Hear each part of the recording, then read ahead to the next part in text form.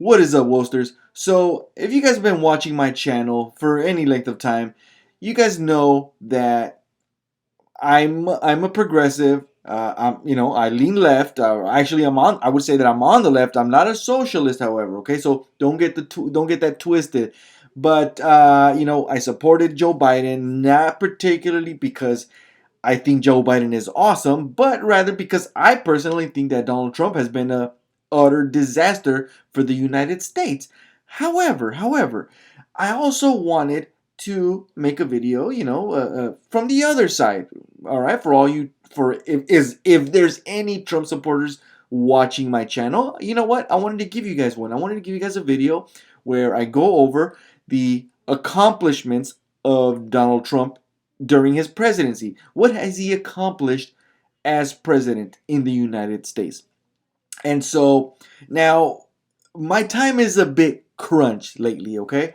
So I didn't have a lot of time to, take really deep dives into everything that he's done. So I'm going to cover a few things that are apparently, or at least his supporters see as good, and even maybe people that not don't so much support him, but maybe they think, okay, these are some things that I can work with. So let's go over them. All right, this is an article from Business Insider, and it's actually called Trump's Biggest Accomplishments and Failures from His First Term as President, or rather from his first term presidency. Now, again, like I said, I'm covering his accomplishments. I'm not going to go over the failures that are on here. So, I'm going to go ahead and show you guys what this article is saying about his accomplishments. And you know what? Maybe in a separate video, I'll go over why I either agree or disagree. Okay, but for now, let's check it out. Okay, so the first accomplishment, reshaping the federal judiciary. All right. Trump's most lasting impact on the country will be the reshaping of the federal judiciary. So far, Trump has installed. Oh, and by the way, this article is from November 9th, okay, of this year. Okay. So far, Trump has installed 3 Supreme Court judges and 220 judges overall to the federal bench, all for lifetime appointments. Amy Coney Barrett became Trump's third Supreme Court justice on October 26, barely a week before Election Day. By December 2019, Trump nominees made up roughly 25% of all U.S. Circuit Court judges, according to an analysis by the Washington Post. He's appointed 53 judges on the 13 U.S. Circuit Courts. To put this into perspective, former President Barack Obama appointed 55 circuit judges in his 2 terms in the White House. The courts get the final say in U.S. politics, setting precedents that can shape the country for years to come.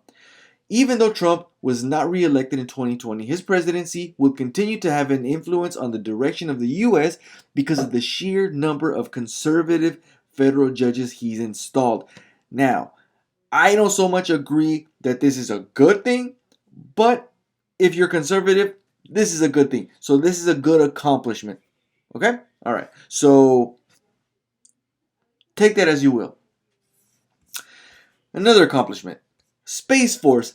This one I agree with. I kind of like the idea of Space Force. Okay, even somebody what's his name, Tyson, the scientist. Oh my God, Neil Tyson, right? Neil deGrasse Tyson. Even Neil deGrasse Tyson, who is as far as I know, leftist. All right, he's a progressive. He's not conservative. He's not a Trump supporter. He liked the idea of Space Force just because of what it could lead to in terms of technology, right? It could lead to good technological advancements. All right, so in signing a 338 billion defense spending bill just a few days before Christmas, Trump officially established the 6th branch of the U.S. Armed Forces, the Space Force. The Space Force is the first new military service since the U.S. Air Force was created in 1947. Despite its name, the new branch has not been established to protect the planet from extraterrestrial threats, but is tasked with protecting the U.S. military's assets in space. This is not a farce. This is nationally critical, General John Raymond, who Trump tapped to lead the Space Force, told reporters recently. We are elevating space commensurate with its importance to our national security and the security of our allies and partners. Many of the details surrounding the Space Force must still be ironed out. In many ways, the new branch is simply a more centralized version of military missions in space that already existed from the Air Force, Army, and Navy. Tom Harrison, who directs the Aerospace Security Project at the Center for Strategic and International Studies, recently told NPR, it will create a centralized, unified chain of command that is responsible for space. Because ultimately, when responsibility is fragmented, no one is responsible. So even that there, I agree with. Okay, the fact that in reality it sort of just adds, you know, it widens the scope of responsibility to already existing sort of armed forces, uh, segments. Okay, for lack of a better word. All right. Okay. So that one I'm good with actually. Okay. Now could that be sort of I could criticize that in terms of even more money towards the military industrial complex, sure. But then I think that we should cut some other areas of the military that we don't need, right? Like just having bases all over the fucking world. Maybe we don't need that as much, especially in places, that are already allies to the United States.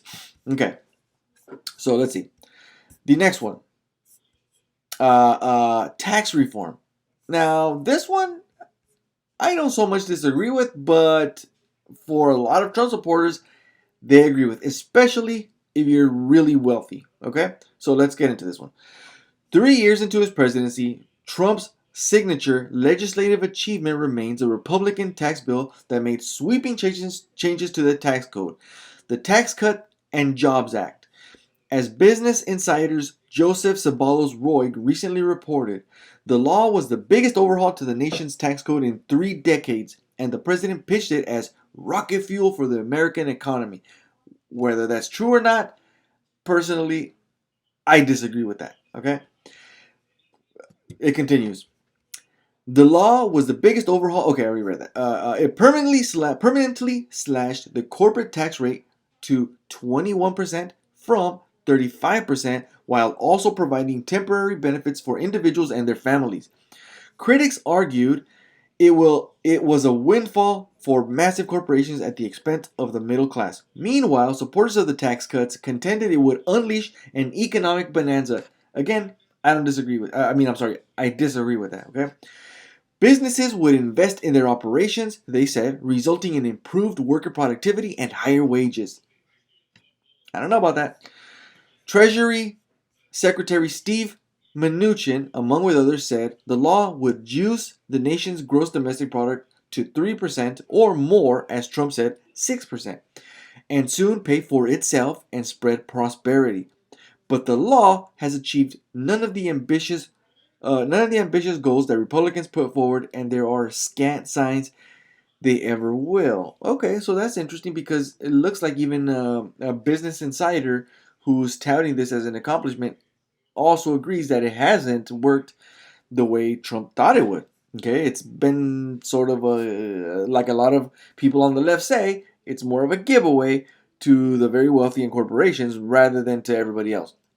So that it really didn't do much for the economy. Okay, and actually, if you look at graphs of the economy from the moment Barack Obama left office, it's been going at the same rate. And if you think about it, it's going the same rate, right? Then 3 years into Trump's presidency, you get the tax cuts. How come you don't see a higher, right? How can they take off even more? But no, it's still the same. It's growing at the same rate, right? So that kind of does point to the idea that the tax cuts didn't really do much. Okay, the next one, the First Step Act. Another one that I agree with, okay, that I like. Now, from what I've previously read about the First Step Act, it hasn't done much, but it actually has done exactly what it's named. It's a first step. Hasn't done much, but it allows for the opening of doors into further progress. Okay, so let's read up on this one. Trump signed the First Step Act into law in December 2018, marking the first legislative victory in years for advocates seeking to reform the criminal justice system. That's good. I applaud that. The bill passed with overwhelming bipartisan support in Congress. It offers relatively modest changes to the federal prison system, but was praised as an important step forward by groups and activists seeking to end mass incarceration. Again, it hasn't done much, but it's a move forward. It is that one simple first step, it seems like. Business Insider's Michelle Mark summarized the key aspects of the legislation after it passed in the Senate last year. And here it is. The passage of the bill marked the first major legislative win in decades to address mass incarceration at the federal level. The bill overhauls certain federal sentencing laws, reducing mandatory minimum sentences for drug felonies and expanding early release programs. The bill also makes retroactive a 2010 federal sentencing law, reducing the sentencing disparity between crack and powder cocaine offenses. This is very good. The bill also aims to lower recidivism by offering more rehabilitation and job training opportunities, and it includes provisions intended to treat prisoners humanely, banning the shackling of pregnant inmates, halting the use of solitary confinement for most juvenile inmates, and mandating that prisoners be placed in facilities within 500 miles of their families. Okay, I like this one. Okay, so it's interesting to me because this is something good that Donald Trump has done, and I agree with that. It is right, but to me, I feel like this actually goes against conservative ideology because conservative ideology, the way that most conservatives, as far as I know, view the criminal justice system is this sort of like a punitive, harsh sentencing, revenge sort of criminal justice system where if you commit a crime, you should be put in jail. Harsh sentences for deterrence. Well, apparently that doesn't work very well, according to a lot of studies, and even if you analyze other countries. And Donald Trump, for whatever reason, agrees with that, and that's why he did the First Step Act. So thank you, Donald Trump. Okay. Okay. Another one. This one, honestly, I don't know. I was iffy because I thought maybe it might be able to lead to to war, or not to war, but more conflict. Whether it has or not, I don't know. I'll be honest, I haven't really looked too deep into this, but let's see what it says, okay? Accomplishment. Defeating ISIS Caliphate and killing Abu Bakr al-Baghdadi. ISIS shocked the world in 2014 when it took over a large swath of territory across Iraq and Syria and declared a caliphate. The terrorist group's territorial holdings were the basis for its so-called caliphate, and provided it will a major, I don't know, that sounds weird. It will a major base of operations to conduct attacks across the world. After a 5-year effort led by the US, ISIS's caliphate was finally defeated in March 2019. Trump has at times falsely claimed that ISIS is totally defeated, embellishing the extent of the US military's success against the terrorist organization during his presidency. Though the terrorist group has lost its territory, its so-called caliphate, it's still estimated to have up to 18,000 fighters in Iraq and Syria. In late October, a U.S. raid led to the death of ISIS leader Abu Bakr al-Baghdadi. Baghdadi was the world's most wanted terrorist up to that point, and his death represented a major blow to the terrorist group. Last night, the United States brought the world's number one terrorist leader to justice, Trump said at the time. Abu Bakr al-Baghdadi is dead. Capturing or killing him has been the top national security priority of my administration, he added. So again, like the article says, whether ISIS is actually defeated is not that simple. But he did kill this guy, and a lot of people were sort of saying, they were a lot of people were split on it. I don't know where I stand because again, I haven't. There's not much I know about it. I'm not a political hack, so I'm not gonna say this is bad, this is good. I just don't know. All right, maybe you all can tell me why this was good, why this was bad. But further, I'm actually done here. All right. These are Trump's biggest accomplishments in this article. And again, like I said, I'm on a time crunch. I haven't had a lot of time to look into other ones. So if there's more, let me know down in the comments. All you guys, let me know all the other accomplishments, all the good accomplishments that you think, whether everybody else agrees with or not. What are his biggest accomplishments? And then also, if you can, give me some accomplishments that you think both sides would agree on. Okay? And then I'll make another video talking about those. So with that, I'm outie. Give me a like, give me a subscribe. Peace out.